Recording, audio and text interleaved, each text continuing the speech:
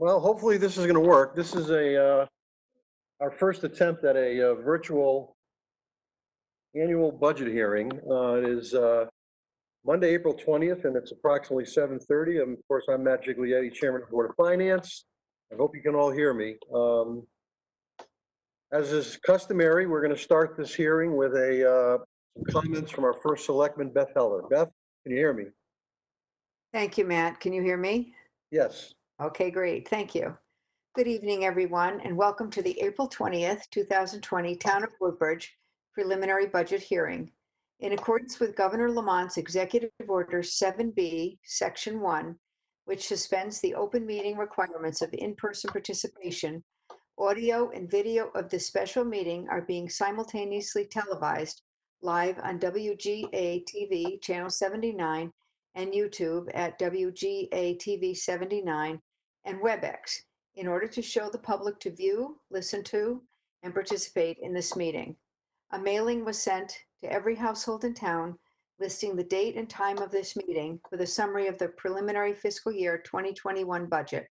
Additionally, this meeting was noticed in recent e-news blasts on our town website. Our newsletter and sandwich boards were erected throughout the town, listing information for the public on how to access this meeting. We encourage all those listening and viewing to make comments and suggestions about the preliminary budget, but we urge everyone to be respectful of each other. As your first selectman, my first priority over the past several weeks has been to stop the spread of this deadly virus by strongly supporting the governor's directives that everyone stay at home as much as possible and thus help everyone to stay safe. I thank all of you, especially our town residents, for your continued efforts. Before I begin my remarks regarding our major projects and initiatives that we have accomplished together over the past fiscal year, I thank the town employees, including all department heads who were in attendance this evening. Additionally, I highlight our first responders, including our all-volunteer fire department, our police department, our EMS responders, and animal control officers who have been on the front line day after day. They are there 24 hours a day to answer calls for help. Each call or email that I have received from residents in need has been answered. In addition to our first responders, with the help of other town departments, including our recreation department, our town clerk's office, our public works department, our tax collector and tax assessor's offices, our registrars of voters. Trying to turn this up a little. Okay. Our registrars of voters office, our human services department, our building maintenance department, building department, our town library. We have continued virtual operations to deal with any questions and problems that residents have had over the past several weeks, and I thank them all for that. They have all stepped up to make sure over the past several weeks, and we are all working together to keep everyone safe. What we accomplish together on behalf of the public is enriched by their thoughtful engagement and service. I appreciate all the work it takes to keep the town running with the additional burden of social distancing.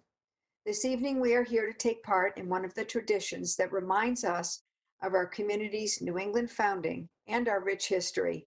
At this meeting tonight, we take the first of two steps in the process of approving our town budget for the new fiscal year beginning July 1st.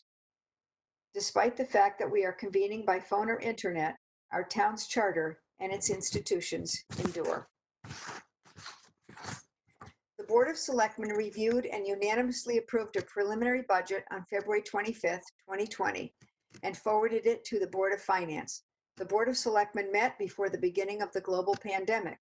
The budget deliberations required tough choices guided by careful consideration of the best interests of Woodbridge taxpayers. The town has eliminated 4 full-time positions in this budget and 8 over the past 4 years. We have also turned 2 full-time positions into 2 part-time positions. We continue to place a high value on public education of our town children, both at the Beecher Road School for grades pre-K through 6 and in the Amity Regional District schools for grades 7 through 12. And our budget continues to fund the resources that are most necessary to ensure the quality of our school programs and support the efforts of the teachers and staff members at Beecher. Since the Board of Selectmen and Board of Finance unanimously approved the preliminary budget, there have been obvious changes in how we have operated the town, including virtual meetings. Consequently, we have undertaken since early March a strict daily review of revenues and spendings. We are respecting the taxpayers through responsible and thoughtful spending on essential town services. People are suffering in Woodbridge. Paychecks are not coming, and small businesses are hurting. I have asked our finance director to work with the Board of Finance to search for further cost savings to help our taxpayers. The Board of Finance will take this into consideration in setting the budget and mill rate for fiscal year 2021. While there is no guarantee, I am cautiously optimistic that the Board of Finance will be able to fund any additional expense reductions from the preliminary budget that was mailed to all taxpayers that could lead to tax savings in the final budget. In a further effort to relieve the financial burden on taxpayers due to COVID-19, I expect the Board of Selectmen will vote to implement Governor Lamont's 90-day tax deferral plan for eligible taxpayers, or reduce the interest rate the town charges on overdue tax payments from 18% to 3%. This is an innovative temporary program which can and should be adopted by the Board of Selectmen. Tonight, it is appropriate to briefly review what we have accomplished as we head toward the close of fiscal year 2020 on June 30th. Over the year, we have made important progress in some major capital projects. These include, we replaced the roof and completed other use agnostic upgrades at the old firehouse using a STEEP grant from the state of Connecticut. We converted town buildings to LED lighting using a grant program for partial funding and interest-free financing. We opened the much-used dog park with private funding. We set aside funds for a land use analyst at the former Country Club of Woodbridge property. We planted trees at the town center through a private donation program to replace lost or damaged trees. We enacted new fees for haulers at the transfer station to bring us in line with other towns, and additionally to cover our cost for disposing of trash. We convened a commercial property owners forum with members of our Economic Development Commission. We coordinated trail maintenance through a new plan that includes guidance for volunteers interested in helping to maintain our trails. Our new radio system for public safety came completely online.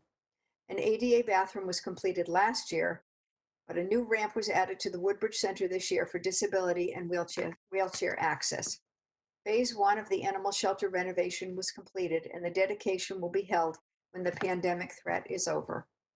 We have contemplated the formation of a forward-thinking task force to grow the grand list through economic and community development, and we have worked with several business owners to retain, grow, and add businesses to Woodbridge. We continue to take advantage of state programs to add solar power to municipal buildings. Most importantly, we continue to celebrate our community and come together in spite of the global pandemic. Following a recent gubernatorial executive order requiring people to wear masks in public, our Human Services Department is now making masks for all our residents who need them. The Human Services Department is also asking residents to donate materials to make masks. A remaining priority for Woodbridge is continued economic development initiatives. Through our membership in the Southern Connecticut Regional Council of Governments, of which I am honored to be this year's chairman, we continue to take advantage of regional economic development services. This approach allows us to tap commercial development specialists to help guide our town efforts. We have undertaken ongoing ways to identify issues that business owners face in Woodbridge and work to facilitate arrangements to make business in Woodbridge more attractive. The Economic Development Commission has recommended that the Board of Selectmen implement a tax adjustment program in order to retain and attract compatible businesses to our great community. The Board of Selectmen is seriously considering this recommendation, which will be fully discussed and evaluated at a future meeting. By educating and involving the community in ways their households can reduce, reuse, and recycle, we are aiming to continue to decrease the weight of trash we pay to dispose of and to increase composting and other reuse options to help protect our environment. Finally, I am grateful to all of the residents of Woodbridge who have taken the time to reach out to me, either in person, by phone, text, or email. I value and appreciate your opinions and suggestions and offers to help.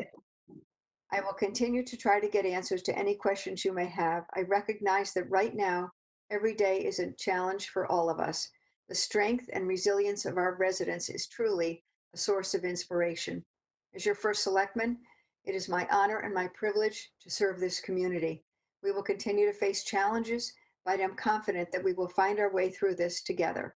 Thank you. With that, I will turn it over to Tony Genovese, our Town Administrative Officer, Director of Finance. I will proudly note Tony and the Board of Finance's work on behalf of Woodbridge has once again resulted in accolades.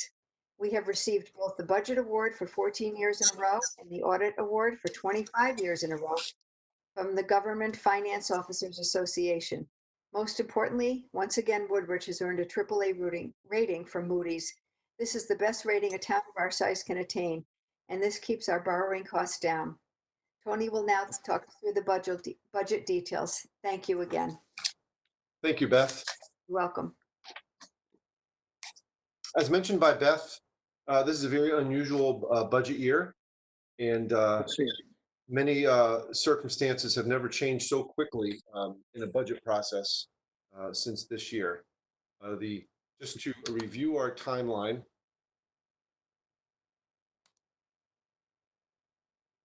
the budget process began in September, and when the departments began to develop and prepare their capital budget requests, and into October, when operating budget requests were developed. Those requests were handed into the finance department in December and in January. And throughout that time, the staff reviewed the budget requests and made comments and adjustments as necessary. In December, the Joint Board of Finance began to review the capital budget and had several meetings, joint meetings to review capital budget from departments and commissions. In January, the Boards of Selectmen and Finance had 3 additional meetings to review operating requests from the departments and ask questions and understand their requests. In February, the Board of Selectmen met to make a recommendation to the Board of Finance. And in early March, the Board of Finance met and met to make recommendations to the town meeting for the preliminary budget process. Most of the work by the Board of Finance was done on March 4th, with some work at their March meeting. As you can see, a lot of that work was done before the most recent COVID-19 pandemic had come to light here. Tonight in April, we have the preliminary budget meeting.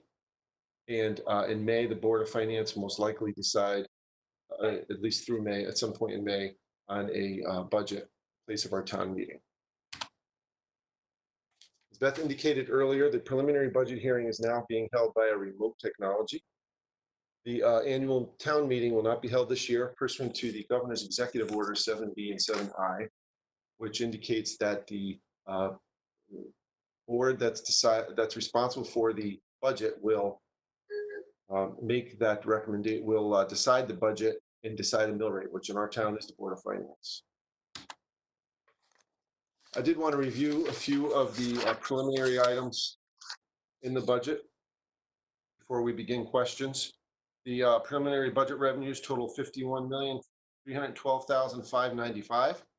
You can see by the chart on the screen of the revenue, 92.4% is from property taxes, of which close to 90% is from residential real estate. So a majority of our revenue comes from residential property taxes. There are other sources of revenue, including interest income from our investments, intergovernmental revenue, which is primarily ECS, town road aid, and special ed excess cost grants. Department charges include conveyance fees, building permits, rec fees, and transfer station fees. And finally, our other revenues include money from the Amity surplus, which is being used this year, our fund balance appropriation, and other sources of revenue. In our preliminary budget, it was anticipated that most revenues would increase.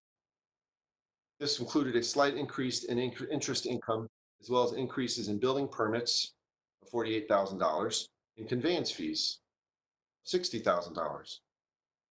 At the time, these assumptions made sense, but many of these assumptions will need to be revisited due to recent events.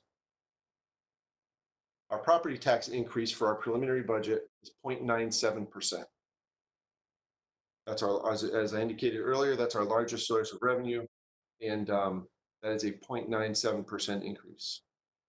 And the only category that is was anticipated to reduce at that time was intergovernmental revenue, and that's largely due to reduction in our special education excess cost grant, resulting from reduced expenditures anticipated next year at Beecher Road School. The preliminary budget does include $671,460 in Amity surplus funds from Amity's operations from the prior year. And that's in the other revenue category. As you can see, that's up almost 63%. That's the main reason.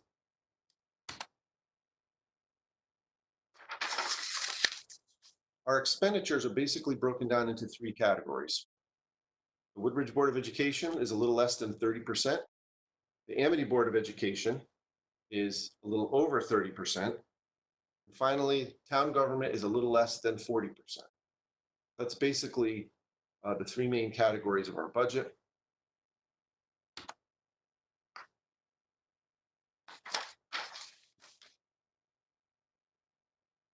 The largest department increase in our budget is to the Amity Board of Education.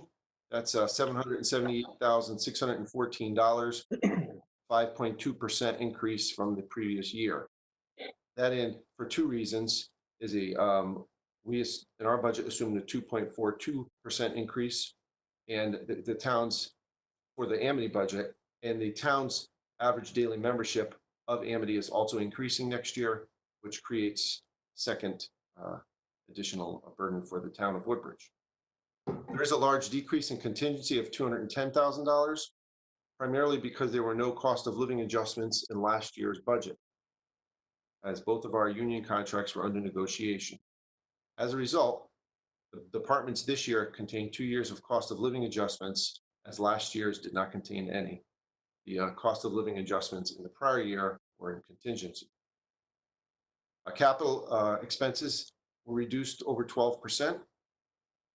And another item of note is the addition of $131,000 in the fire department budget related to the new simulcast radio. This radio, although it's in the fire department budget, does serve fire department, police department, EMS, and public works. So I just wanted to highlight that. So even though it looks like the fire department budget is increasing significantly, it's actually for many departments. And finally, as Beth indicated, there's elimination of 4 positions in a part-time building official position instead of full-time. Since 2018, the town has eliminated 8 full-time positions: a senior clerk, police lieutenant, 2 police officers, a parks director, mechanic, a grants coordinator, and a payroll clerk. Additionally, during that time, 2 positions were turned into part-time positions, including a library circulation assistant and a building official. So now those 2 are once full-time are now part-time positions. Collectively, the net savings is close to $1 million in the 2021 budget, and is a little more than actually $1.8 million since 2018. So the town has taken steps in recent years to reduce expenditures in our full-time staff.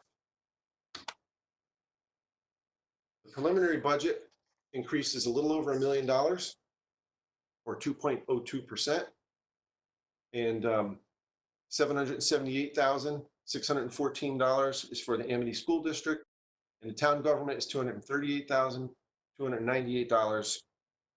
That's 76, almost 77% for Amity, 24% for the town.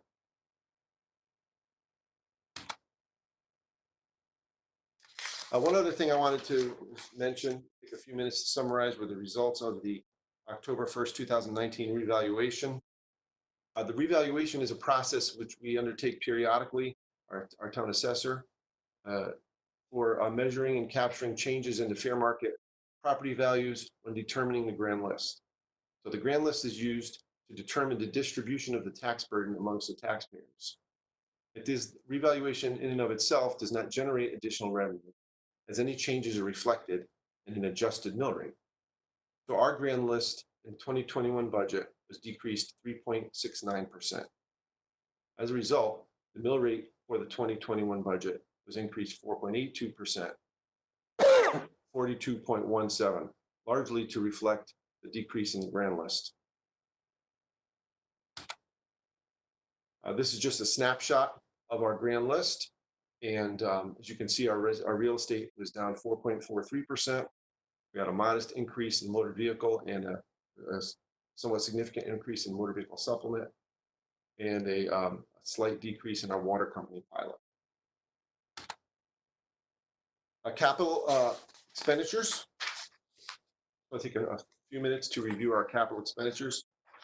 There are two types of capital projects. There's pay-as-you-go and bonded projects. The first year of pay-as-you-go projects in our capital plan, a little over $1 million this year, is funded with tax dollars. The remaining years are for planning purposes only and can be adjusted each year in the budget process. So that's the pay-as-you-go projects. That typically includes road paving and vehicle purchases, equipment purchases. We also have bonded projects in our capital plan. Those, again, are for planning purposes only, that any bonded project needs to be approved by a town meeting and a separate town meeting. So if there's a bonded project in the budget document, it is strictly for planning purposes only. Finally, I just wanted to review our debt. This chart here, it contains our debt service for the town, which is our existing direct debt. For our debt under consideration, which is a planning tool that we use to show what our debt service would look like if the projects in the budget were funded. And finally, our share of the Amity debt, which is based on our average daily membership and is called overlapping debt. One measure that we like to use to determine the ability or the town to afford debt and the debt level is the percent of expenditures. You can see here, our debt is about 8.29% of our expenditures for the 2021 year. So we're well under our 10% is generally a threshold that we do not like to go above. You can see that in 21-22, there's a decrease in our debt service. That's due to projects being paid off from 2003, including some open space purchase and a Beecher roof. Finally, some items for consideration. In addition to issues discussed at tonight's hearing, the Amity budget still needs to be adopted by the Amity Board of Education. So we have to see how that turns out before we can approve or finalize our budget. There are some possible revenue impacts of the recent economic downturn, which the Board of Finance will have to review. And that includes interest incomes, user fees, and possibly state grants, depending on how the state's economic picture turns out. We're constantly keeping track of the state grant picture. And finally, a further review of expenses, as Beth indicated in her remarks. Thank you. Is that it, Tony? That's it. Okay. I'm trying to hear what's going on. I've got a unit behind me. It's not coming through very clearly, so bear with me if I say I can't hear you. Okay. Thank you, Beth. Thank you, Tony. I guess everybody's working off this gray little folder that everybody got in the mail. I'd just like to make a few comments before we get started. We received today 45 emails, and we broke them down. 13 of the emails are regarding taxes and spending and lowering taxes and lowering spending. 32 of the emails are regarding the Beecher Road School, the reduction in their budget of $115,569, and I would like to address that one again in a minute. As far as we've actually had people who think we should do 10 to 20% cuts in our budget, which obviously would decimate the town. And so it's really not realistic. We have a $51 million budget. Obviously, a 20% cut would be $10 million. And I'd just take a minute to explain why that's not feasible. In the budget, the Woodbridge Board of Education and the Amity Board of Education total 61% of the budget, or $30,946,311. I hope you all can hear me. As far as the Woodbridge Board of Education, as it stands right now, it's flat funded for based upon the beginning of the year or last year. We cannot reduce that budget below that, or we start losing state funding. And so we have to at least fund Beecher at the same level they were funded last year. As far as Amity is concerned, we, the town of Woodbridge, the Board of Finance, really have no control over the Amity Regional School District budget. It's set by a separate meeting and a separate set of facts. Currently, we settled on 2.49% increase. It was originally 3.95. The Amity Finance Committee reduced it down to 2.49. Hopefully it gets accepted tonight by the full Amity Board of Education. Now, in order to discuss the Amity budget, there is a public hearing next Monday, 4/27/20, I believe at 6:30. And following Monday, May 4th, there is an annual meeting at 5:30. It's virtual. So I don't know what exactly people can say to change the budget. But we have no control over the Amity budget. It's voted on by the townspeople of the three towns. Taking this tax cut a step further, there are certain items in this budget that we really can't cut anymore. In addition to the two boards of education, we also have employee fringe benefits of $4,720,000. These are negotiated through contract negotiations. We can't eliminate them. We can't lower them.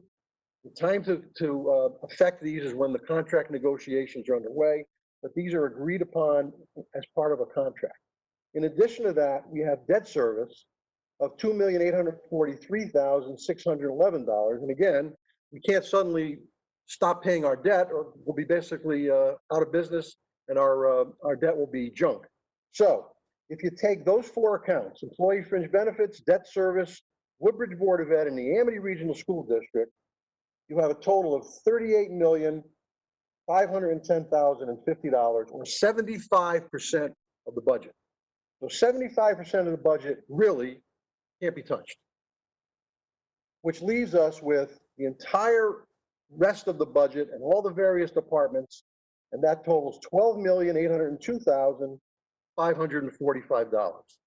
Now, we have, over the years, significantly cut all these budgets to the point where the only thing that's really left, discretionary spending or spending on paper supplies and whatever, are at a bare minimum. All that's left in these budgets are salaries.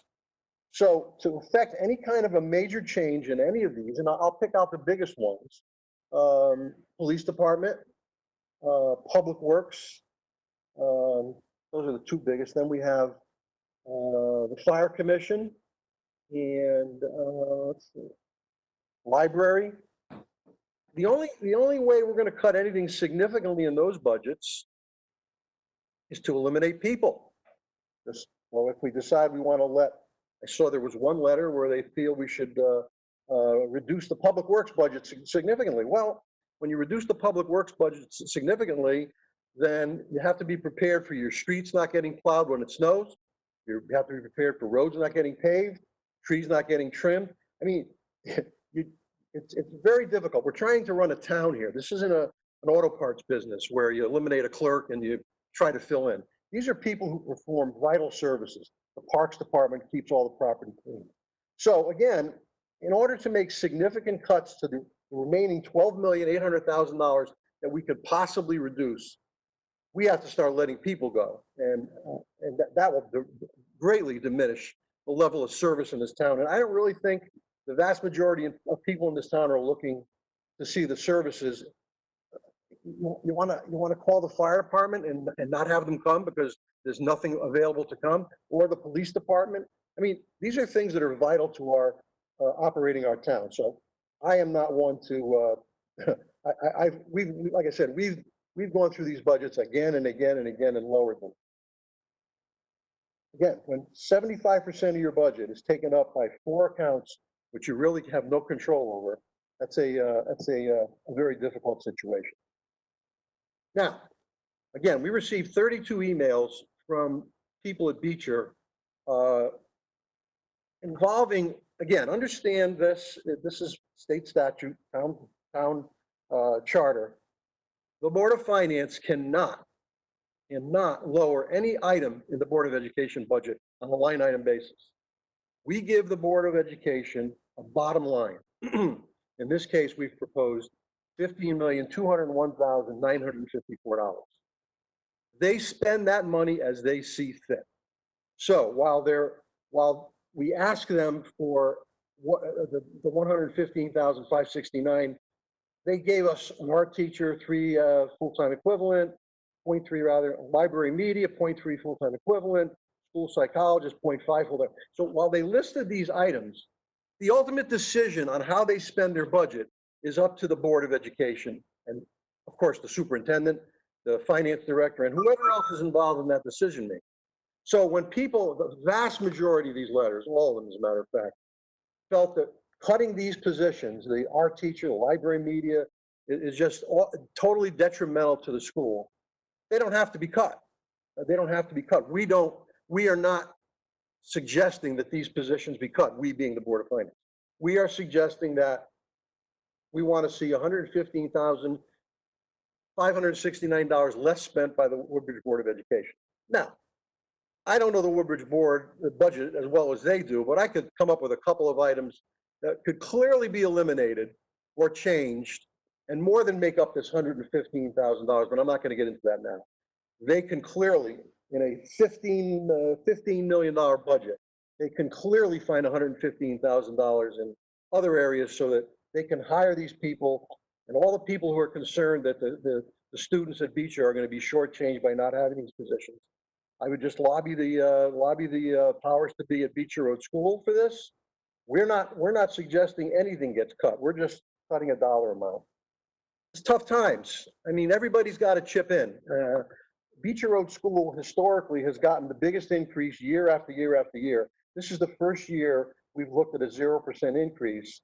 And realistically, the education portion of Beecher's budget is not zero, okay?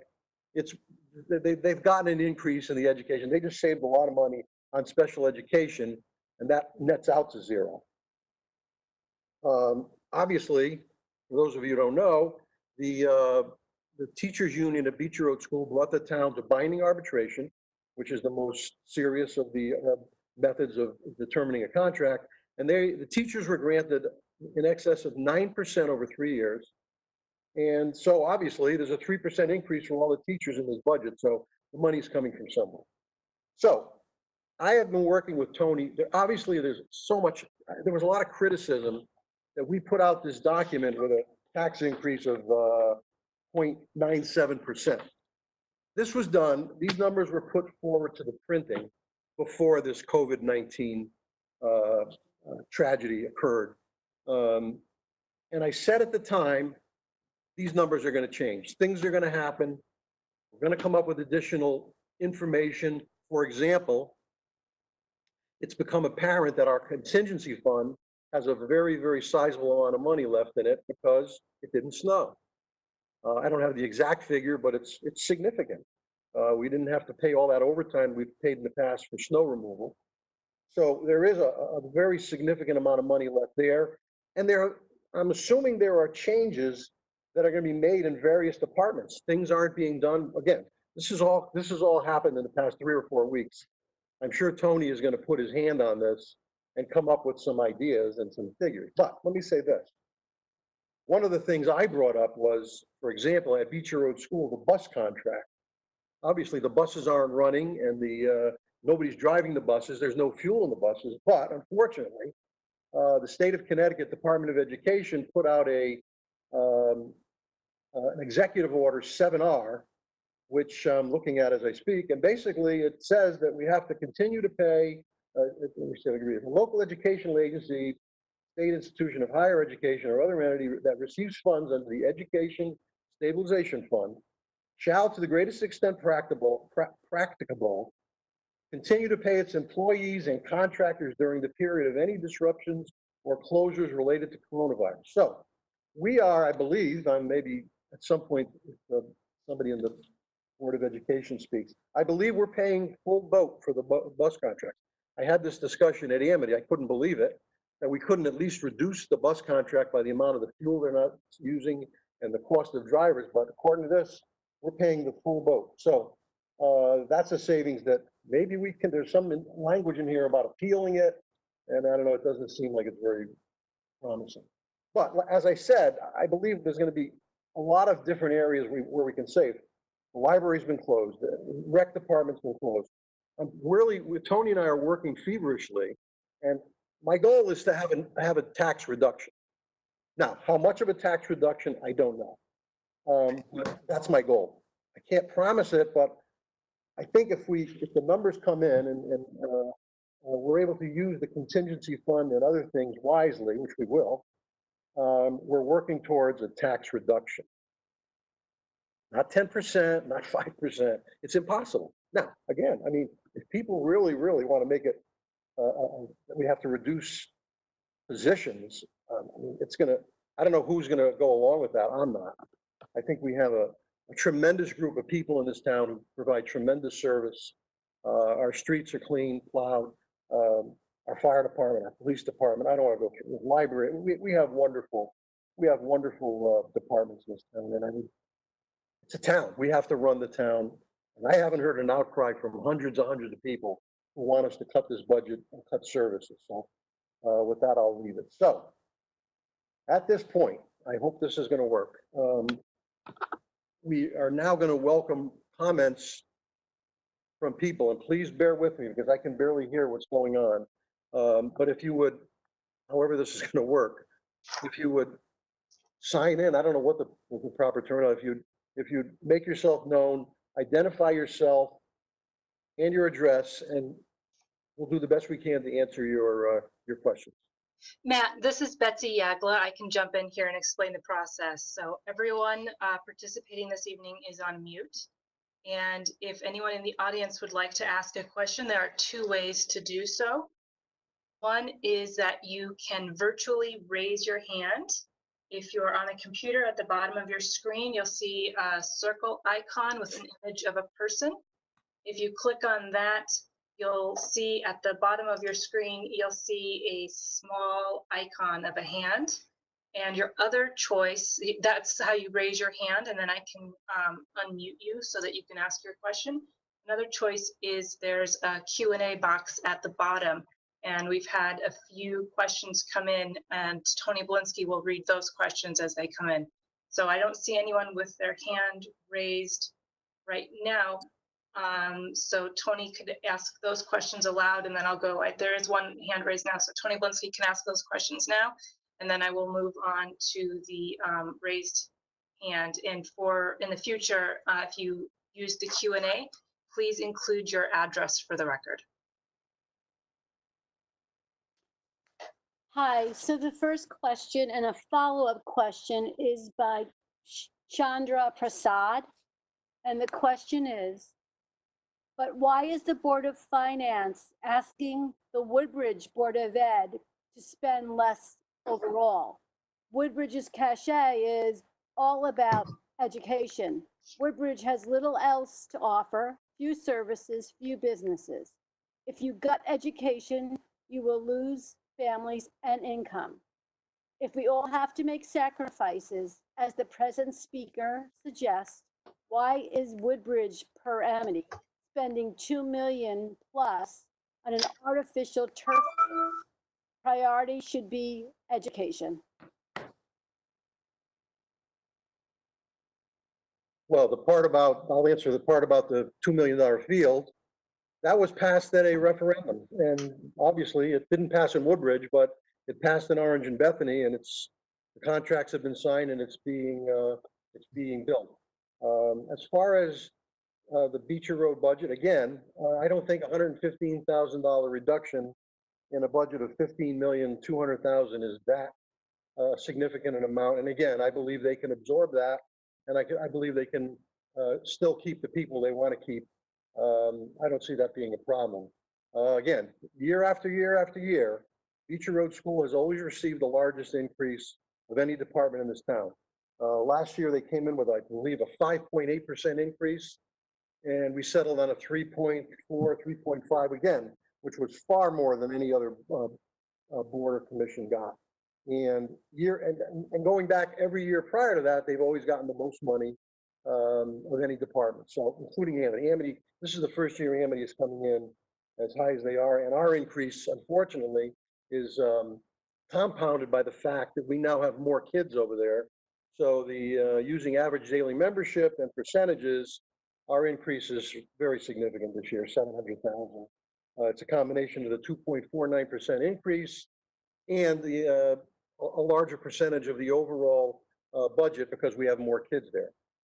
So I don't believe the reduction of the Beecher budget is anything that they can't handle. I have a lot of faith in Bob Gilbert and Al Pulo, and I think they'll figure out a way not to have it negatively impact education.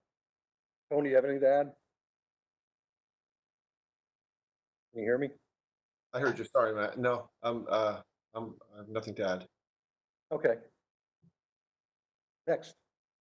All right, so we will go on to Joyce Shavers. Joyce, I'm going to unmute you. Please state your name and address for the record. And after your question's answered, I will remute you. Go ahead. Actually, I don't have a question. Is this public comment? May I speak? Part of public comment? Can't hear. I can't hear anything. Joyce, could you try speaking up? Yeah, can you hear me now? No, not really. Sure how to.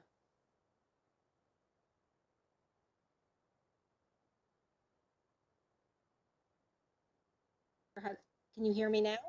I can hear you, but you're very quiet. Okay, I'm trying to speak up. I'm not sure if people can hear me now. Barely. I can't hear Betsy. I can't hear a thing. Okay, is there anything I can do to increase the volume? I'm speaking very loud. Can you hear me now? Barely. Do you want to try using the Q&A function to type out your question or comment? Well, actually, it's not a question so much as public comment. Is this now the time? Yeah, go ahead. Just try to maybe yell. Okay, my name is Joyce Shavers, and my address is 83 Peck Hill Road. I am a Board of Ed member and Finance Committee Chair. I just want to thank you for letting me share my thoughts on the future budget. I think we all have to acknowledge the unusual times that we live in right now and that the economic forecast looks bleak. So it's against this backdrop that I'm going to briefly share how we arrived at 0.76%. I was part of the team that spent the summer negotiating the teacher's contract, and I can assure you that we took into serious consideration the town's financial situation, so much so that we ended up in arbitration. Our contractual obligations didn't leave us much wiggle room, and so while we avoided spending a sizable amount for outplacement special education needs, the savings were offset by other expenses. So I'll just give a few examples so people can understand the ins and outs. So we brought in-house special education cases. We had a spike in the leaves of absences, and we had to increase staffing. We had significant legal expenses this year as well. These are just a few examples. COVID-19 did bring some savings. So you look at areas like custodial, nursing, TA services. However, there was increased spending in other areas like legal fees and the mandated food service program. So these are just a few examples to give you a sense of the fluidity of the numbers. And I could imagine that some people might think that we're saving in some areas, but we need to remember that there are other areas in which we will have to spend more. So we came in at 0.76% as an increase, very, very purposefully. We cut wherever we could, but we tried to avoid staff cuts. We tried very, very hard to come in at 0. We explored the various ideas that came out of both the town ad hoc budget committee as well as the school ad hoc budget committee. However, we couldn't find a way to reduce beyond 0.76% without cutting staffing and programming. So what would 0 look like? 0 would result in staff reductions that would cut against who we are as a school and a community. We pride ourselves in our philosophy and approach of educating people, warm and nurturing environment, enrichment across the spectrum, which would be affected. These kinds of offerings. I don't know. I did not hear a word of what was said, so I can't answer. Did anybody?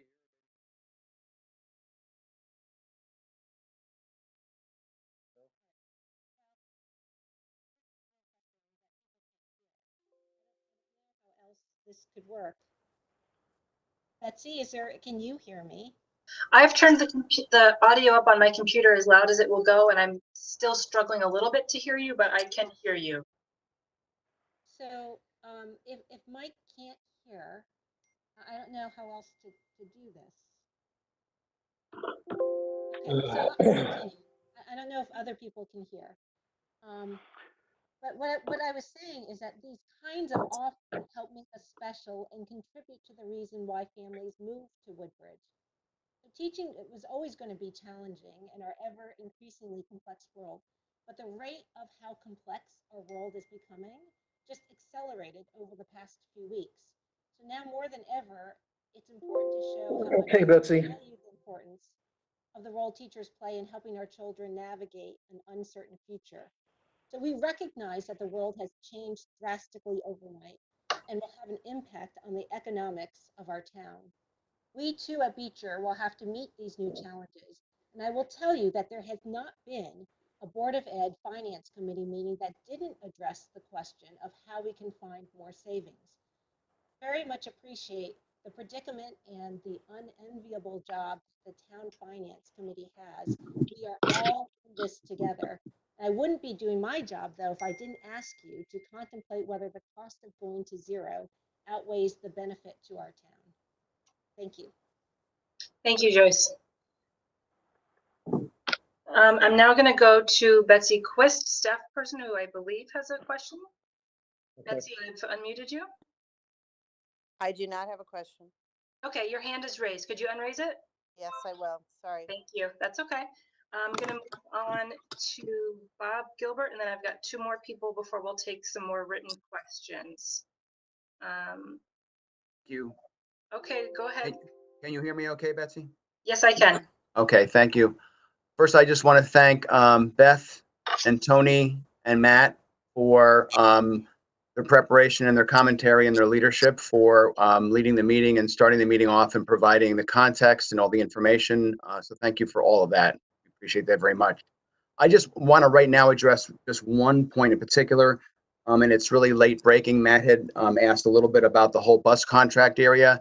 And so we have, even though the governor did give an executive order regarding paying all transportation, or to the greatest extent practicable, paying all transportation contractors, the BOA superintendents have worked very closely and very collaboratively with our bus owner operators in the region.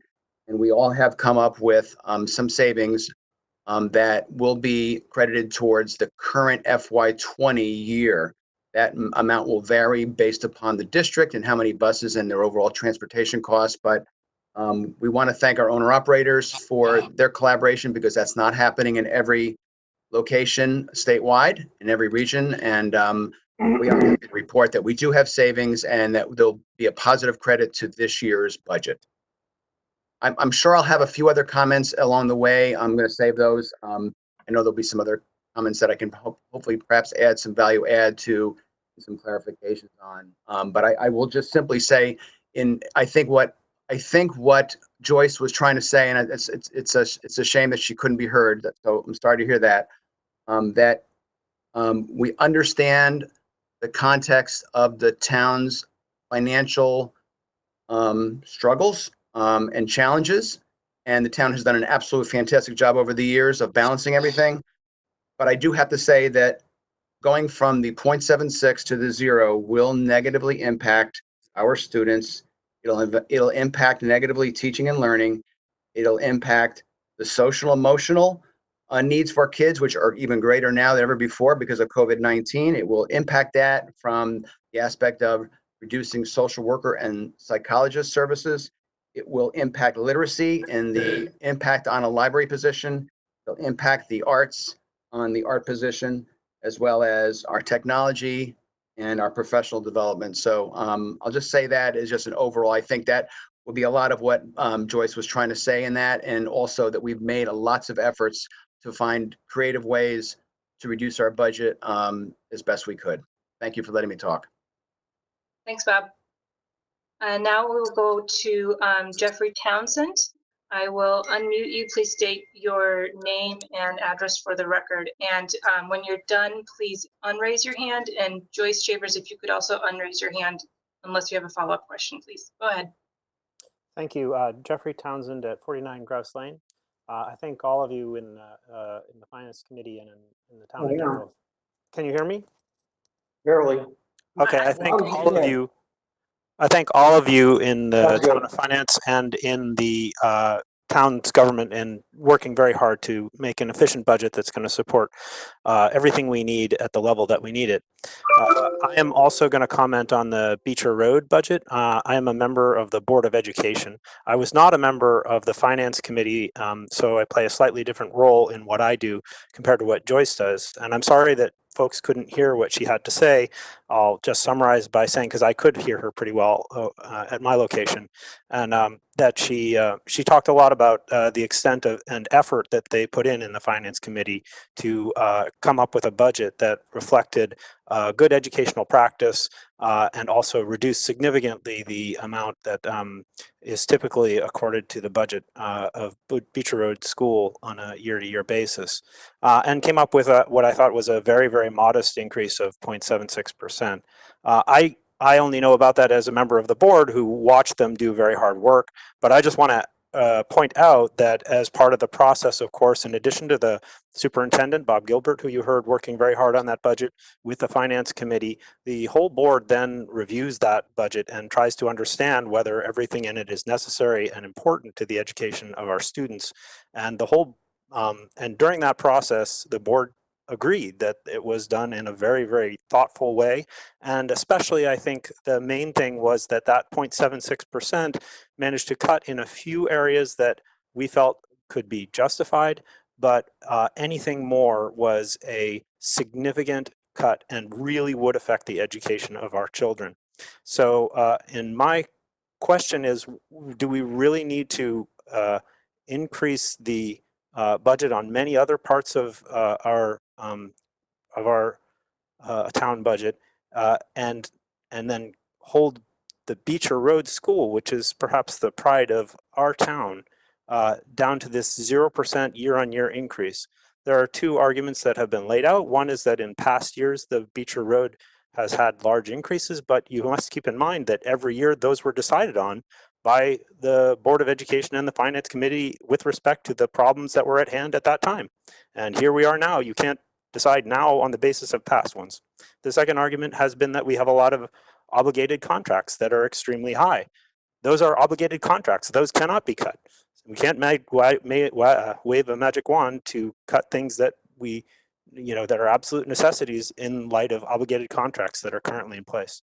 So I'd like to understand better why it's necessary to have not even a 0.76% increase when we have a 0.9% increase of property tax, which is considerably larger than the 0.76% that was very carefully thought through by our Board of Education Finance Committee. And that's all I have to say on the topic. Thank you. I'll remute you.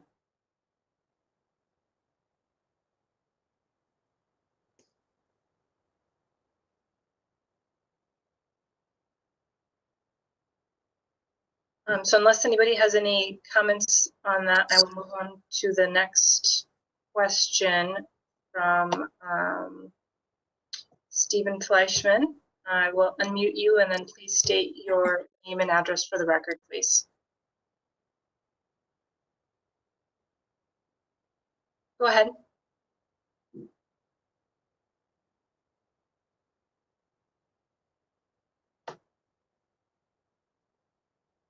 Can everybody hear me?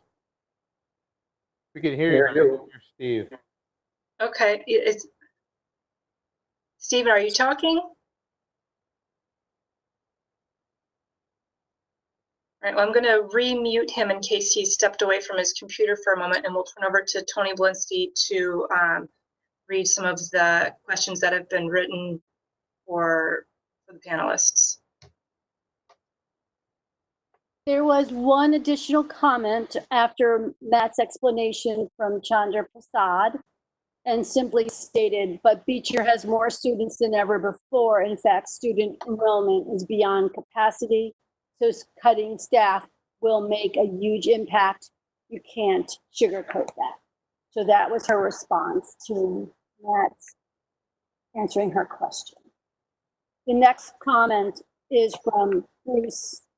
Question rather is from Bruce Torello, who did not list his address, but the question is, there has been no conversation related to the cost burden associated with the Country Club of Woodbridge land tract, totally mismanaged with a significant cost to the town. What's being done to get rid of the property and regain the loss to the town?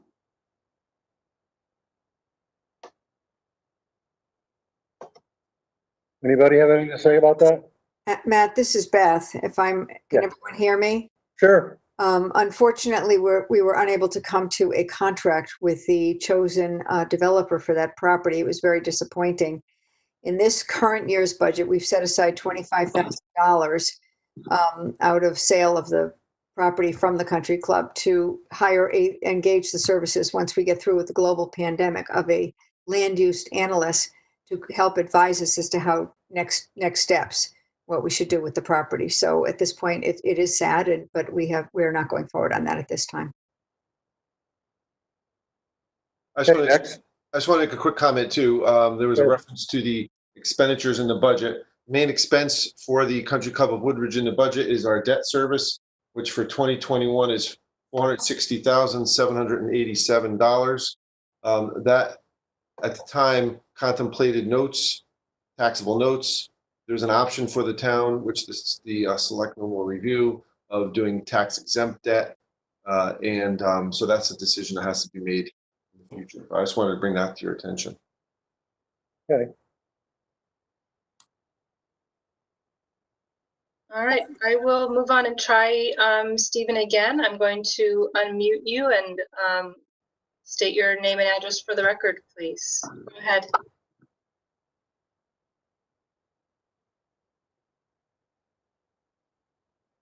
Okay. I don't think he's with us right now. We'll re-mute him and move on to Joy Prudhomme has a question. You've been unmuted. Please state your name and address for the record. My name is Joy Prudhomme, and I live at 21 Barberry Lane. Can you hear me? Yes. Yes. Okay, great. My husband and I moved to Woodbridge in 2013. Our daughter started kindergarten at Beecher Road School in 2015. And since then, I've been actively involved as a volunteer and PTO executive board member at the Beecher Road School. And additionally, I am on the Zoning Board of Appeals. It is my understanding that this past fall, all town departments were asked to be sensitive to the town's economic realities with the goal of avoiding budget increases for the fiscal year 21. The Woodbridge Board of Ed and Superintendent Gilbert's recommended fiscal year 21 operating budget included an increase of only 0.76%. I attended the joint Board of Finance and Board of Selectmen meeting on Tuesday, January 28th, and I witnessed both boards applaud and commend Superintendent Gilbert for presenting a budget that was clearly considerate of the town's financial situation. Other departments presented their budgets and most were requesting higher increases. I'm not going to go into that because that's public record. And then in the following meetings that happened without an audience, and especially with COVID-19, it appears that it was decided to reduce the budget to zero. And yes, it's cutting $115,000. But why was the Woodbridge Board of Ed the only budget that was reduced to zero? This reduction will result in reducing everything we talked about tonight, but I'll explain to you what that means a little bit more. And I know that, you're going to say, well, you don't have to cut these things. You can cut other things. But I think it's important for people to really know what $115,000 is. It means that we will be reducing Larissa Croco, our library tech teacher, and Ashley Wagner, our art teacher, from full-time to part-time. They'll earn less and have to pay more to keep their insurance and benefits, which may force these incredibly talented and committed teachers to leave Beecher Road, as they'll no longer really be able to afford to work at our school, as this no longer provides them with a livable wage. These teachers and all of our teachers are invaluable, and they go above and beyond teaching our children. I've worked with Larissa and Ashley through their involvement with the PTO over the past 5 years. Ashley is more than a brilliantly creative artist and art teacher. She introduces our young children to the magical world of art, and she's in charge of Arts Week, a longstanding tradition celebrating the arts at Beecher Road School each year. She's also an amazing resource for our kids with social and emotional needs, and she provides them a much needed comfort with her open studio during the school day when she's not teaching her regularly scheduled art classes. She's also our in-house artist, and she supports all faculty and staff with posters and art installations that we marvel over in the halls of our wonderful school. Larissa is literally the T of the PTO. She was instrumental in helping the BRS PTO create our new grant program for teachers last year, and she's on numerous committees for our Woodbridge Board of Education. Our library has received multiple budget cuts over the years, and this is not sustainable. Our library houses books and resources for over 850 students, as well as faculty and staff. We are not a small school, and we expect the best for our kids, and our library is a source of pride for our community. When we host authors and special guests in our library, they all comment on how Beecher Road School is one of their most favorite places to visit. Children and adults alike are inspired here. I also want to explain why the 0.5 psychologist is not sufficient for our growing special needs education population, which has gone from 8% to 11% in recent years. We are required by law to provide testing and services for these children, and our school psychologists are maxed out with keeping up with those demands. Superintendent Gilbert provided an informative presentation to all of you about the growing needs of our school and compared that with neighboring schools and what they have in terms of resources for their number of enrolled students. Additionally, now, with COVID-19 literally turning our worlds upside down, we most certainly need additional support for our children's mental well-being when we adjust to our new normal, whatever and whenever that may be. I've been actively involved in our school since my daughter started at Beecher in 2015. During this time, our enrollment has gone from 769 students to 852 students, and classroom sizes have gone way up. The Board of Finance may say that this budget cut does not need to be used to cut these particular positions, but we will have to find $115,000 of cuts regardless if forced to a zero increase. This will threaten, once again, our SRO and other crucial things. I have served on the BRS PTO Executive Board for 4 years, and as chair fundraising, I know too well the amount of money the PTO has raised and spent to continue to provide the excellent resources and enrichment our students and teachers so deserve. Families with young children move to Woodbridge specifically for Beecher Road School, and this is not a new phenomenon. Beecher Road School is the jewel of Woodbridge. Woodbridge is one of the only towns in Connecticut with increased enrollment because of what Beecher Road School offers. Amazing educators, high achievement learning environments, MAG, our SRO, and special education resources and services. Reducing this budget will damage the Woodbridge brand, which is mostly about the schools, and further reduce our home values. It is clear that the best use of our tax dollars go to investing in our schools. I realize you do not have an easy task, especially now, but I beg of you to approve the increase that the Woodbridge Board of Ed asked for. If Woodbridge Board of Ed must be reduced to zero due to the financial hardships of the town, then why not reduce all departments to zero? I thank you for your time and consideration. Thank you.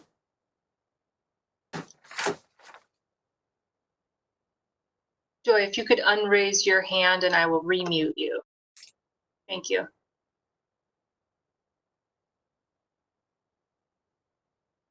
Does anyone want to comment on that, or should I move on to the next? Let's move on.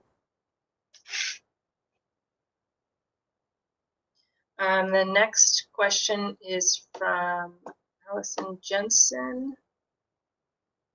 And I will unmute you. Please state your name and address for the record.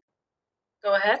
Hi, I'm Allison Jensen. I live at 46 Newton Road, and I'm going to change the topic away from Beecher School and go to the general budget for the town. And looking through it, I noticed that the tax assessor budget has gone up, even though I believe it's the tax assessor who is a full-time position and is now a part-time position. And I was wondering why the budget's gone up almost 5%.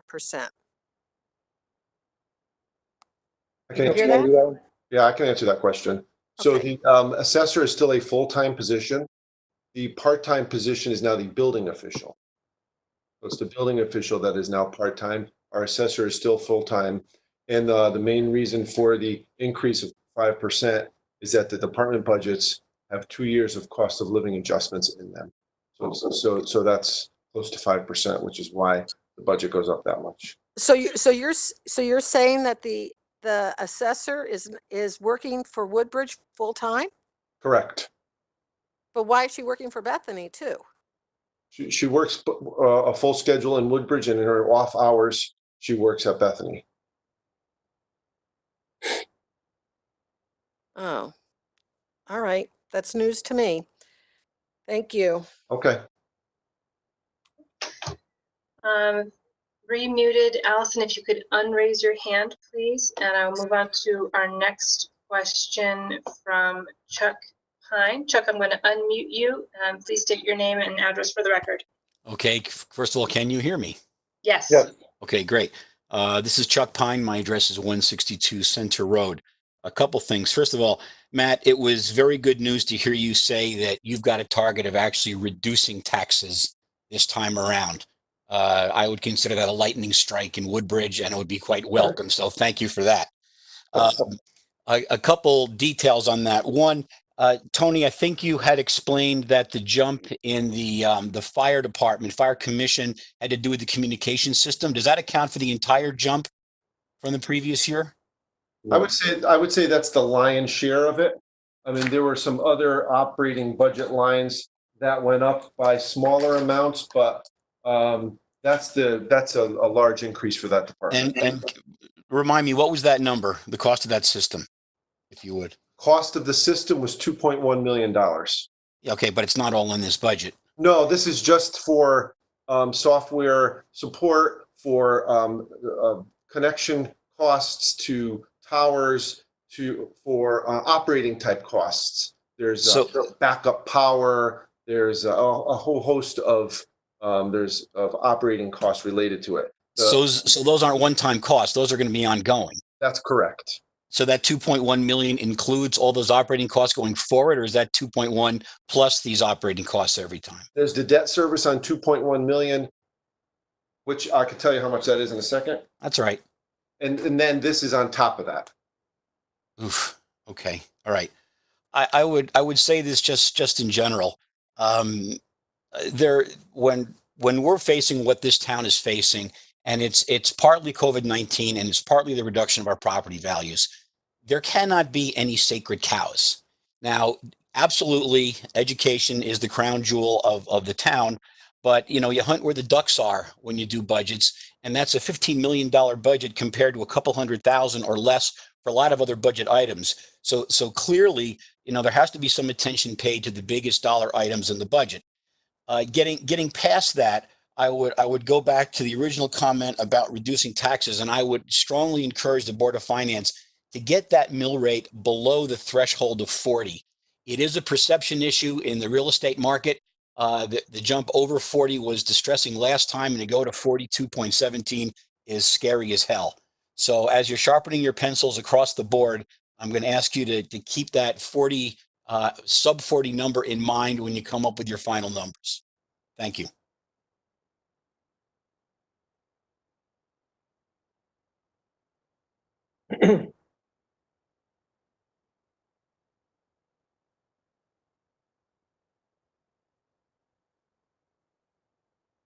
Our next question is from Haibo Fan. I'll unmute you. Please state your name and address for the record.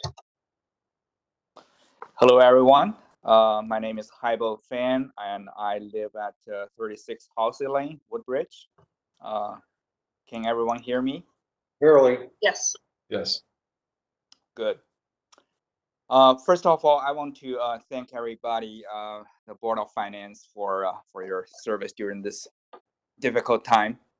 And you know, when I have this information about this public hearing, and I, to be honest, this is my first time to attend this public hearing. And the reason why I'm here is because I heard the news that we are cutting budget for the BRS school. I have two kids in this school right now. One is a sixth grader, and the other is a first grader. I just want to provide everybody a bit of a perspective how a parent, the perspective of a parent feels about the school budget cut. So, you know, my primary reason of purchasing a home in Woodbridge was that before I buy the home here, I know that we have an excellent school system here. So my expectation was that I'm expecting paying for a higher meal rate compared with neighboring towns. And I'm expecting that my tax that I will be paying will help to sustain and improve the education quality of the school system. But, you know, by hearing that news that the school budget will be cut, with the increase in tax that on my side every year, I am very, very disappointed. I just want to, you know, express this opinion, and I'm pretty sure I am not the only one of the parents that are living in this area having this opinion. Please consider this during your evaluation of budget evaluation. Thank you. Thank you. And if you could lower your hand, please. After this, we will move on to Tony Blinsky, who will read some more of the written questions. The next question is from Georgia Morgan. She did not include an address. It says, hello, everyone. I agree with Matt's comment that the Beecher Board of Ed can figure out a way to cut their budget by what he has suggested.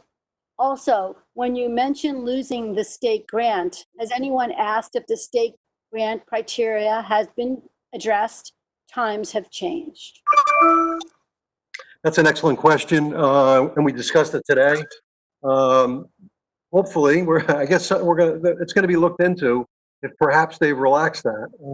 Not that we're going to cut Beecher Road's budget below zero, but it's a very good question, and I guess there's a lot of things we're looking to see if they're going to relax in light of this COVID problem, which is again, I mean, everybody wants what they want, and this is going to be a devastating impact. We've already had discussions about the possibility that come July, we're going to have significant shortfalls in taxes being paid, which is why I think Beth has talked about a program to give some relief, 3 months or whatever. But we're very concerned that revenue-wise, people aren't going to be able to necessarily pay their taxes in July. So again, we're trying to do whatever we can do to get this tax increase to a decrease, and everybody's going to have to cooperate. I mean, the statement of that I heard about well, everybody else, if we're going to put Beecher down at 0, everybody else should be 0. Well, I mean, we've got budgets here.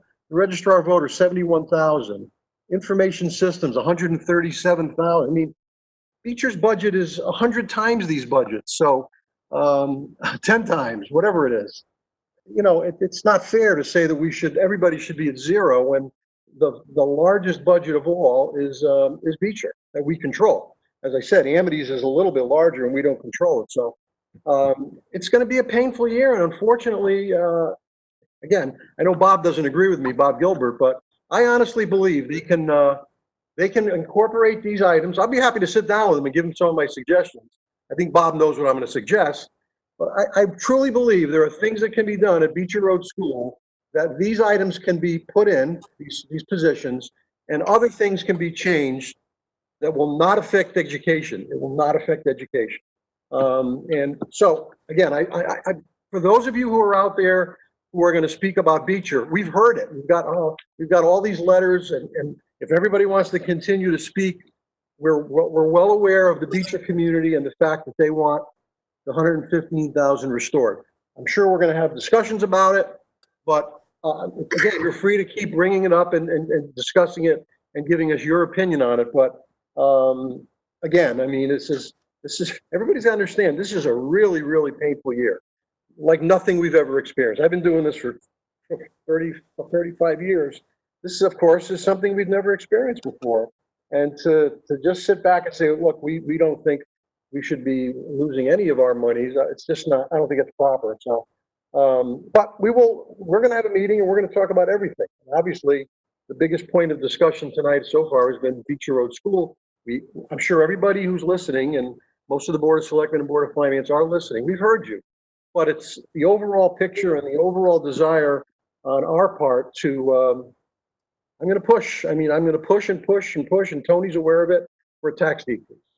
And whatever it takes to do that, I'm going to push for that. So, but we'll be talking about all these things. So again, continue on, but I just want it to be known that we're facing a really, really difficult year. I think everybody's aware of that. Go ahead, Vince.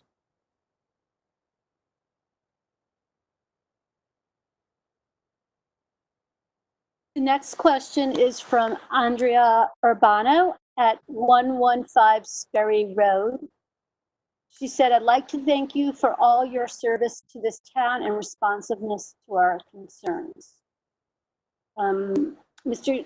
Gigoletti, you said something like, we all have to do our part. Yes, we do. If the town proceeds business as usual during these highly unusual times, the town is not doing its part. Please do not put a disproportionate burden on the taxpayer to carry Woodbridge through this. I and your community trust that the intelligent and devoted Woodbridge officials and leaders like yourself can develop ways to reduce expenditures at a time when operation costs are significantly reduced. What is happening with the savings from reduced energy and operation costs from our many closed facilities? I thank you for doing your best to support us through this process. I thank you for working towards reducing our tax burden at a time when the need is very real. I wish all good health and comfort during these trying times. Thank you. And we are going to be looking at every budget. There are departments that are closed, such as the library, recreation. We're going to be looking at that and seeing exactly what savings can be realized in those departments on an ongoing basis and in the current year. Also, I think I'm going to ask Tony to talk to each department and see what they can come up with. If they can come up with some areas that perhaps we can, that they feel they can hopefully lend a hand to us to lower these taxes. And I'm going to ask Tony to speak to the various departments and see if we can come up with some savings from the department head. So it's going to be an ongoing, we have until obviously the town meeting, but it's going to be an ongoing pursuit to try and get these expenses as low as we can get them without hurting the departments, but in the hope of keeping this tax rate low. So thank you. Matt, I just want to make a quick comment that Yeah. Given the fact that, as I indicated earlier in the presentation, 92% of our revenue comes from one source. It's very important that you make sure that you can control that. And About residential real estate? Correct. Right. The tax rate in general. Right. And again, it's a discussion about the mill rate. I couldn't agree more with people who don't want to see the mill rate over 40, but we can't, whenever we attempt to, obviously the mill rate is tied to the grand list. And if we can't grow the grand list, and there's very limited opportunities to grow the grand list, and there's not a whole lot of land to build houses. And the commercial district, there's some things in the works, I think, maybe that might help us out a little bit, but somebody talking? Oh, the commercial district is hopefully we're gonna do something down there. But again, I mean, I think the townspeople spoke, well, a number of townspeople spoke loud and clear about the 55 and over project at the country club, which would have certainly boosted our grand list. And I think the negative comments and whatever were clearly heard. So people don't want any kind of special development. So the ability to grow this grand list is very, very difficult. And again, I mean, I hear the reduction in the grand list, $40 million. But that's not exclusive to Woodbridge. Every town is suffering with the same situation. I had clients in North Haven. Now, North Haven's grand list went way up because of Amazon and some major projects. But I had a client in North Haven whose house assessment dropped like $50,000. He got a beautiful house, but it went down by $50,000, despite the fact that North Haven's grand list grew significantly. So residential real estate is falling in the state of Connecticut. It is, and it's not just Woodbridge. I mean, people think it's only Woodbridge. I mean, if you compare us to Orange's mill rate is somewhat less than ours, not a lot less than ours. But look at what Orange has in the way of commercial property, the Boston Post Road. If you go to the right or the left of the Boston Post Road, where the UI is, and Outback Steakhouse and Restaurant Depot and whatever, Orange has a tremendous amount of commercial property in addition to their Fieldstone Village, which is a money cow, as they've said to me, the 55 and over, and yet their mill rate is not a whole lot less than ours. Maybe 3 mils, 4 mils, I'm not quite sure. Ours of course went up because of revaluation, but we don't have any Boston Post Road going through our town like Brantford, Madison. All these towns that have the Boston Post Road have tremendous commercial property bases. We don't. We have Amity Road and Litchfield Turnpike, and let's be honest about it, there's no major buildings down there, so it's tough. As Tony said, unfortunately, it's on the back of residential taxpayers, and we don't see a mad influx of commercial property down there anyway. So it's not easy. It's a very difficult job when you're grand list. I mean, I was here in the years when the grand list boomed, way back in the 90s and whatever. It was a booming grand list. They're building projects all over the place. Not the case anymore. We've bought so much open space. There's going to be no major housing projects, et cetera, et cetera. So it's tough. Without the grand list growth, it's very difficult to keep taxes down that significantly. Thank you. The next question is from Vin Carano. His address is not listed. It says, I'm looking at the Board of Finance budget. Actual expenses in 18-19 were $45,000. This year it jumped to $430,000. Now the proposed budget to Board of Finance is $227,000. Since expenses 2 years in a row were under $50,000, why did the budget of $227,000 for the coming year? I didn't hear which budget he was referring to. I lost it. It's the Board of Finance budget. I can answer that question. Okay. Oh, the Board of Finance, okay. The Board of Finance budget has contingency in it. Contingency is a fund that the Board of Finance uses to transfer to other departments. So as a result, there's not actually money spent in the Board of Finance, but rather transferred to other departments as needs arise. So the actual expenditures of the Board of Finance are mainly for our annual audit and some printing costs, which generally total about $45,000. And I might add that the 431,000 that we see, that was, we put money aside because we had 2 years of salary increases that we had to come up with. And again, it comes out of that and goes into the various departments. And again, our contingency fund proposed this year is 222,000. And anybody who watches our meetings know that we're very, very, very careful with our contingency expenditures. We go over them and we do the best we can. And again, and if there's a snowstorm, if there's a series of snowstorms, that's going to hit our contingency fund because there's not enough money in the public works budget to cover all the overtime. But we look over that contingency fund as with a very fine tooth comb, and we always spend only if it's absolutely necessary. So I'd also like to point out one other thing, that we do have, people have complained that we do have a very healthy fund balance.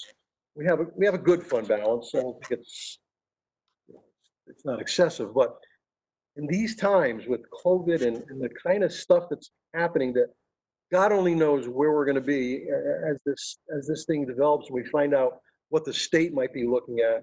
Thank God we have a healthy fund balance, because that's when you need a fund balance to try and cover things. And when we had the financial crisis back in 2008, the fund balance is what got us through. And so having the fund balance is just a wise thing to do. Okay, next. The next question, actually, it was from Steve Fleischman. He was trying, this is time stamped, so it was after all those other questions. It just says, he has a comment. To be brief, we had the largest growth in student population of any Board of Woodbridge Amity district by a large amount. Our budget is almost all staff and benefits. With the arbitrated salary increase to the largest part of our budget, it is not possible to cut down to zero without cutting staff. Say what you are going to suggest. And that's it. Okay.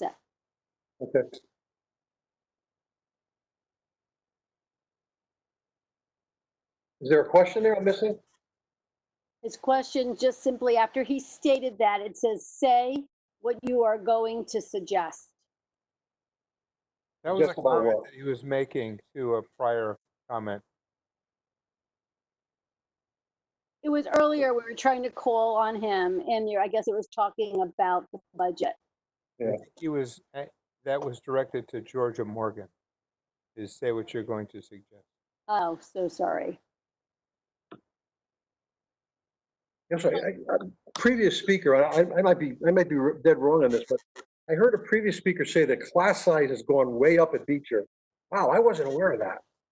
I can swear that it's maybe it's gone up a little bit, but it's still, as far as I'm concerned, based on the fact that I know with some schools, and I don't, correct me if I'm wrong, maybe Bob can step in on this, but the remark was made that class size has gone way up at Beecher. Is that an accurate statement?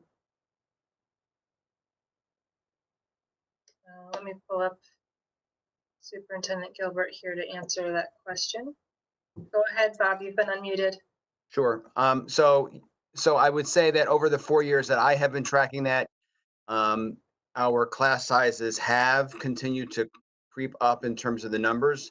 In terms of the numbers you would have seen 4 years ago in a class, it's looking 1 or 2 more per class now than it did back then. We have not increased the number of homerooms, if you will, or the number of actual classrooms itself, but our population going from the high 700s, high 700s to the mid 800s has caused that increase in each class to go up. Now, it is our class sizes might be lower than other places, and they might be higher than other places. Next door, we have towns next door that have lower class sizes, and there's probably ones next to the other side who have them higher. But nevertheless, they have crept up over the last 4 years just by virtue of the fact that we have the same number of sections, but over at least 80 more students over that time. Okay, I don't translate an increase of 2 kids as a huge increase in class size. Again, having a lot of friends and clients who are teachers, and knowing the class sizes they deal with in different towns.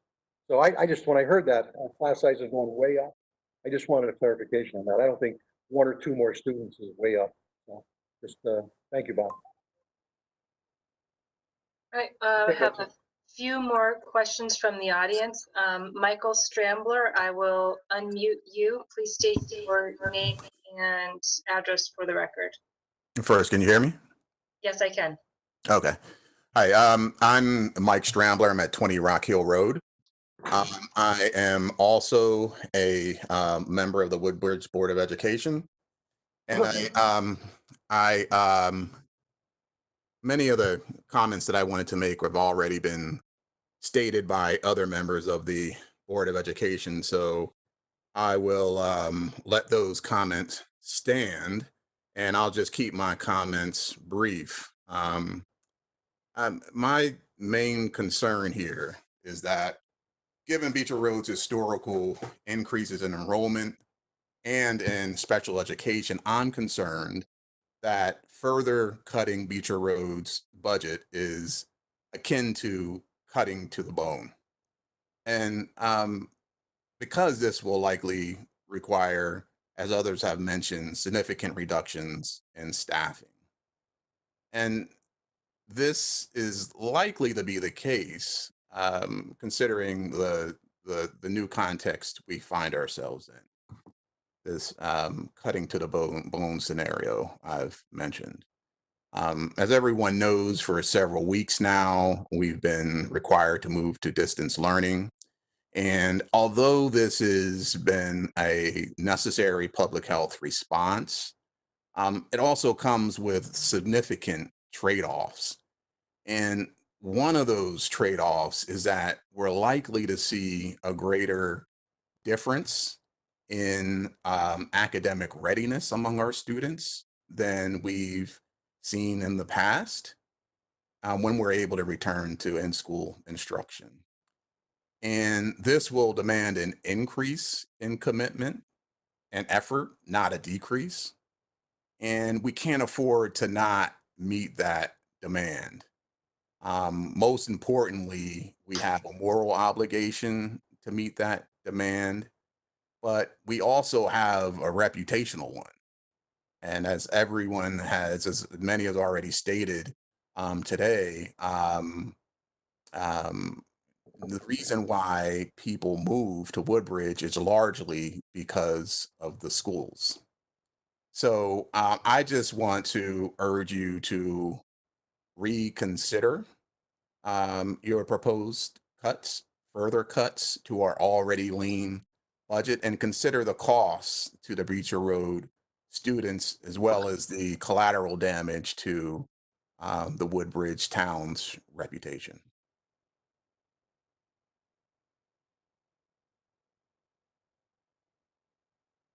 Thank you. I will re-mute you and please unraise your hand. Matt or Tony, do you want to add anything to that? No. Okay. We'll move on to the next question. I'm not sure if she has a follow-up question, but I see that Joy Prudhom's got her hand raised again, so I will unmute her.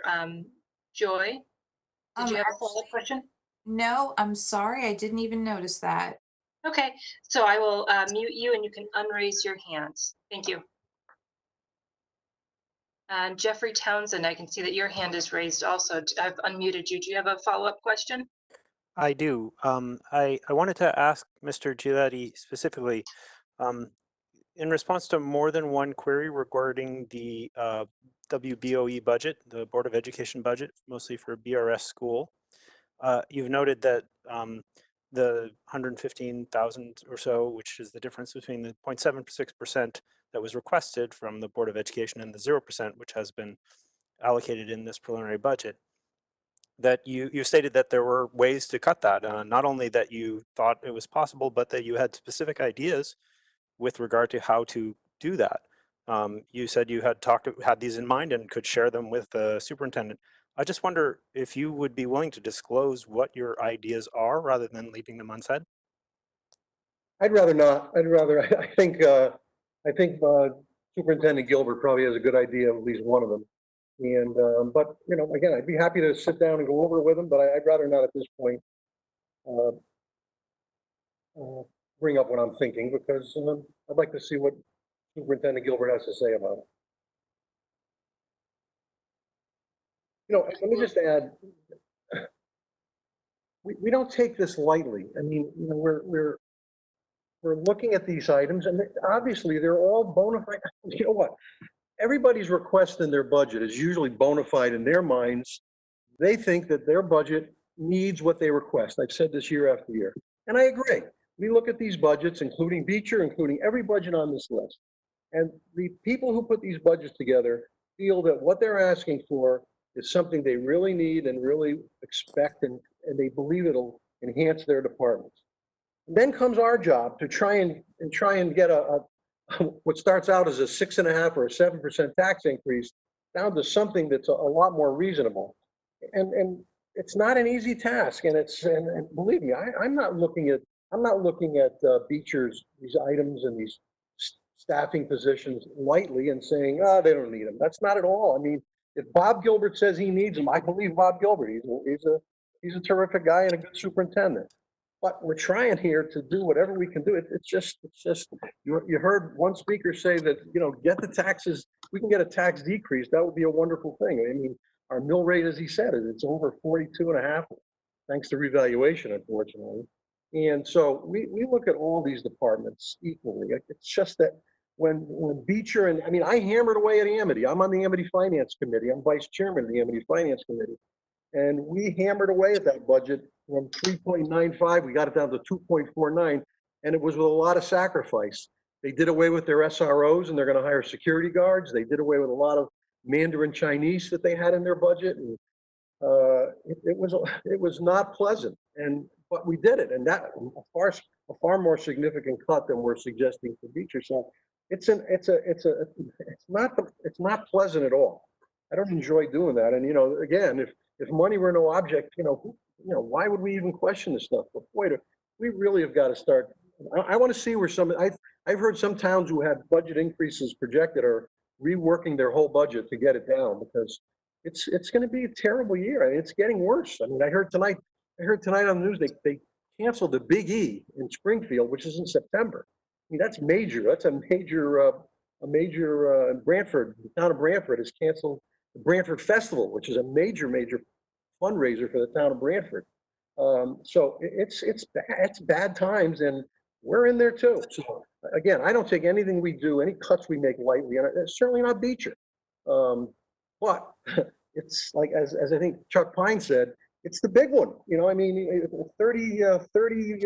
almost $31 million between Beecher and Amity, 61% of our budget. Where are we gonna look at?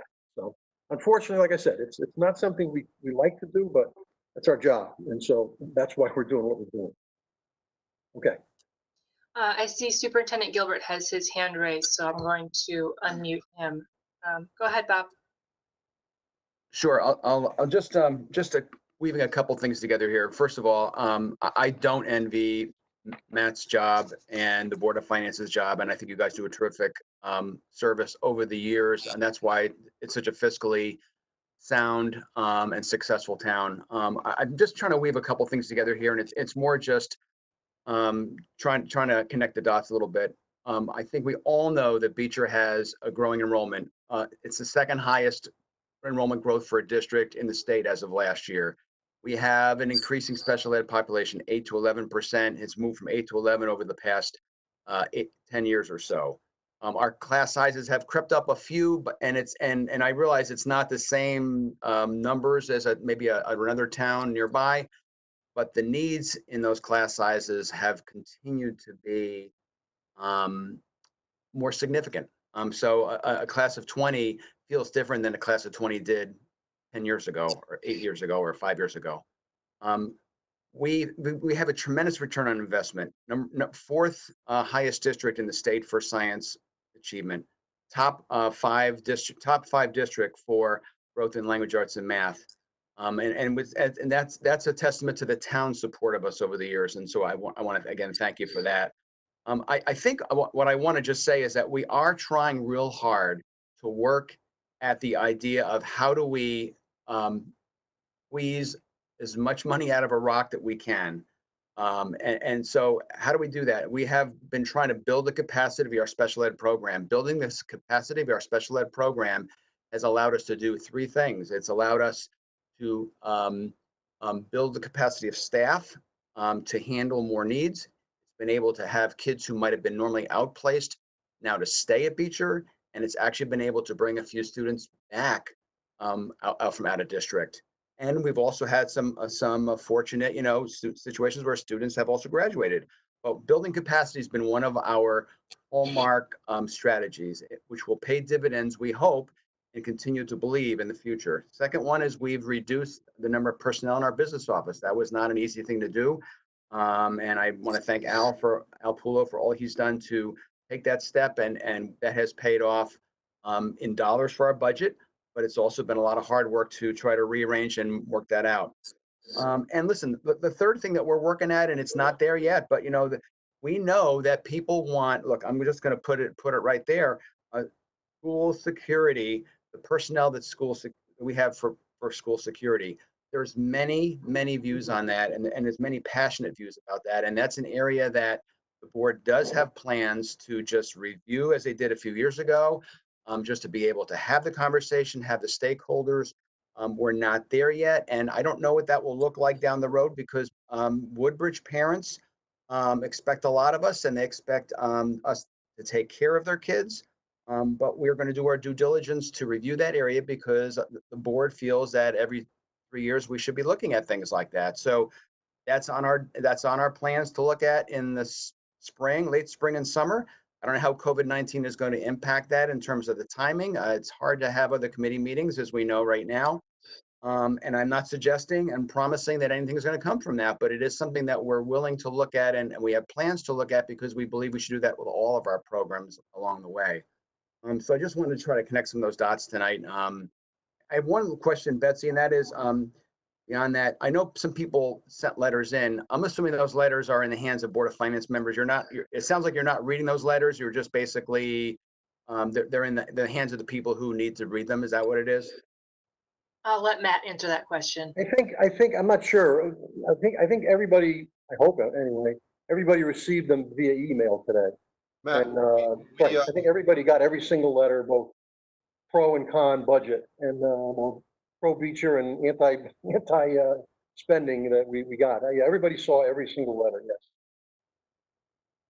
I think there were. I think I said there were 32 pro Beecher letters and 13 letters about taxes and spending. So yes, Karen Crosby emailed them to all the Board of Finance members. And our next question is from Board of Finance member Paul Kyriakos. So Paul, I've just unmuted you. Go ahead.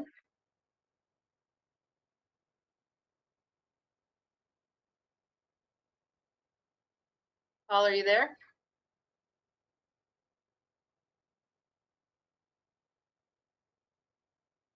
I can't hear. Can anyone hear Paul? No. Okay. Paul, you could text me, or you could put your question in the Q&A section down below. And we'll go over to Tony Belinsky, who has a few more questions from the Q&A section to read aloud. The next question came in at 8:46, and it was from Georgia Morgan at 23 North Keys Road. She said, also, most of the panelists may remember there were about 1,000 students attending Beecher Road School in the 1990s. So no, we are not at maximum for what Beecher School once held.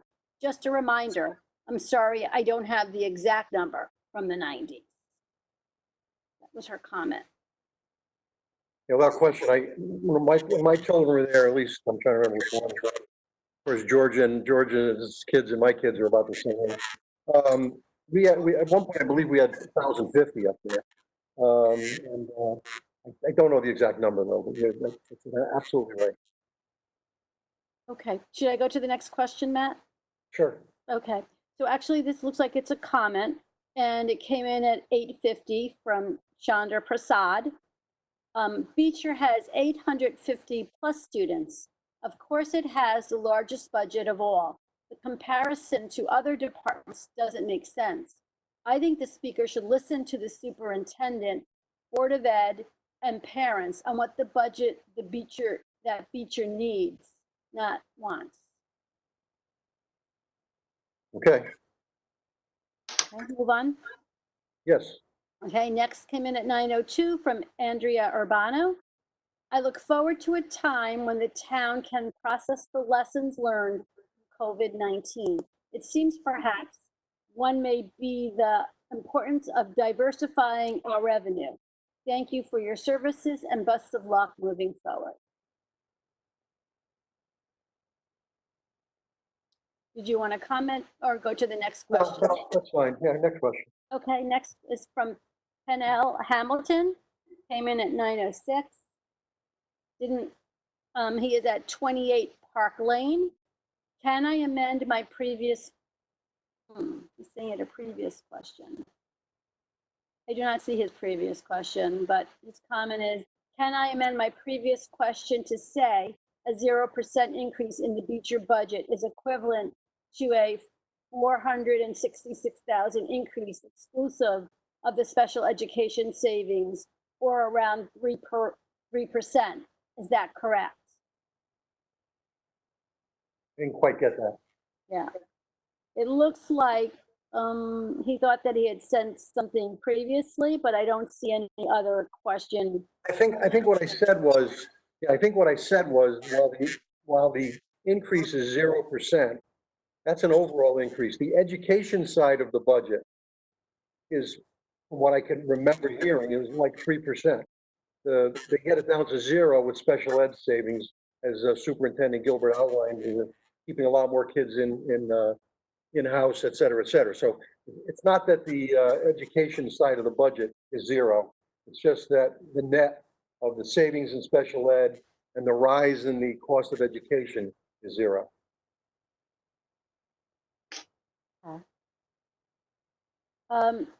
I have two more. I have one more comment and another question. This is from Andrea Weinstein, Chair of Recreation Commission. She says, I just wanted to clarify that there is virtual programming currently being offered by the Recreation Department. The link to programming can be found, in fact, in the Woodbridge coronavirus update that was emailed to. Looks like she said the same thing again. Oh, emailed to the community who received town emails. It looks like it was just a comment. Okay. 9:18, there was another comment. I would just point out that we need to strike a balance among all the departments. We have a fire department that is running 25-year-old trucks and a police department that is in dire need of new facilities, a public works department that has reduced its budget. And that was a comment, I'm sorry, from Paul. Paul Kiriakis. Yes, thank you for that. Okay. I don't know if you wanted to comment on that. No, I think we're all aware of the police department. I mean, I've got some very critical letters about the police department nothing needs to be done. Unfortunately, if you go to the police department and you take a walk through the facilities, you'll find that they are very much outdated and need to be updated. So it's something we have to look at. I don't think it's something we have to do tomorrow, but at some point, if we survive this pandemic and we're back to being Woodbridge again, I think it's something we definitely have to look at. Okay. I have one last question from Warren Luciani at 39 Middleton Drive. He's interested to know what percentage of the town budget is devoted to the fire department. Tony, can you figure that quickly? Yeah, it's 1.93%. That's the operating budget. Right. 1.93%. Of course, then there's some capital too. It's not that much. Right, it's capital. Depends on the various years. Yeah, probably 2%. Right. And I have no more questions here. This is Betsy Yagler. There's no one else who's raised their hand to speak. And Tony Okay. wants to not have any more written questions at this time either. Okay, well, at this point, I guess we're, I have a few email questions that I wanted to ask. oh, Answer. you're saying something? Yeah, there's a few email questions we received that I was going to read and answer. Go ahead. Okay, one question, there were two questions from David Lover. The first was, why is the town clerk budget increased by 4.6%? That's as indicated earlier, due to 2 years of a cost of living increase to their salary line and plus an increase in election supplies. Second, the general administration budget is $255,700, and last year's projected budget was $236,698. How does this become a decrease of 2.3%? And the answer is because the budget document compares the budget year to budget year and not to the projected budget. So that's why the general admin goes down 2.33%. Second, from Martha German. Why is recreation receiving a 3.48% increase when the 2019 budget was $50,000 higher than the actual amount in 18-19? In 18-19, their wages were low because of the issues with the pool. And so in current year, the wages are back up to where they normally should be. And next year, there's an increase due to a lot of it's due to minimum wage increases. Why does the former firehouse have an increase? That's due to utilities, and pool and gym also has an increase due to salary wage increases. Next is from William Cofrancis. Question is, what are the overtime expenses for Public Works and Police? Police is $110,000.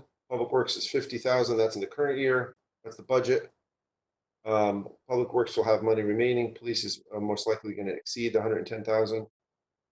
In the proposed budget, the police overtime budget for general overtime, not including training or investigative services, is $125,000, and the Public Works is $50,000. The question from Douglas Brash. Question is, there's two plans for adjusting expenditures if COVID leads to a deep recession or depression. And I would imagine you would further review the expenditures and programs as the times change.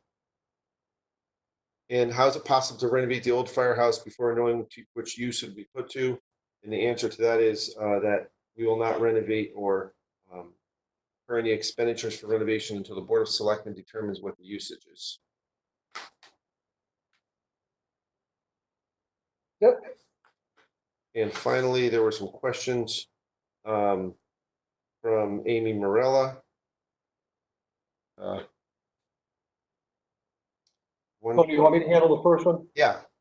Okay.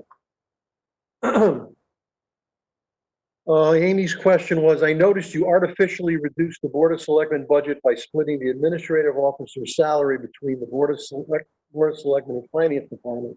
How much is the proposed increase in the administrative officer's salary? Of course, we're talking here about Tony Genovese.